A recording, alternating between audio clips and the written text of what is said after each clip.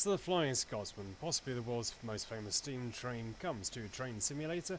There's a couple of versions of Flying Scotsman on Steam and Dovetail for Flying Scotsman.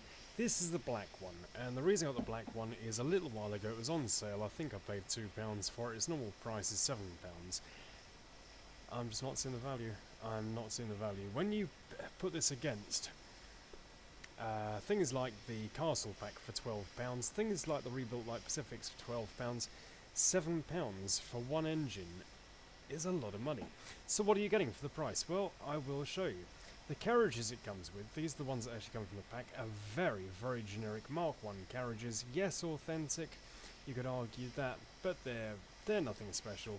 They're exactly the same as I've seen 100 different times in 100 different packs, which leaves us with the engine. Problem number one is, and it's only a small thing, is that you cannot get rid of this headboard. Now, you might say, yeah, well, that's the way it runs when it's out steaming, and potentially it is, but I would like the ability to either show it or not.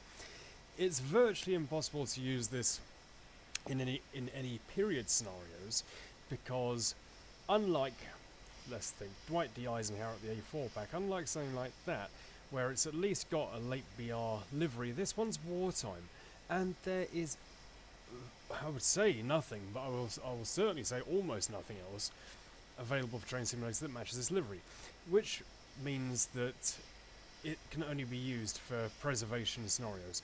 Not a massive problem. If you want to, if you want a cheap way of saying you've driven Flying Scotsman, this is the way to do it. And it's very well modelled. So if I sort of zoom in a few bits here, the actual detail in the modelling is absolutely incredible. Probably actually better than the A4s. It's absolutely lovely, apart from, bizarrely, the nameplates, which we'll come on to.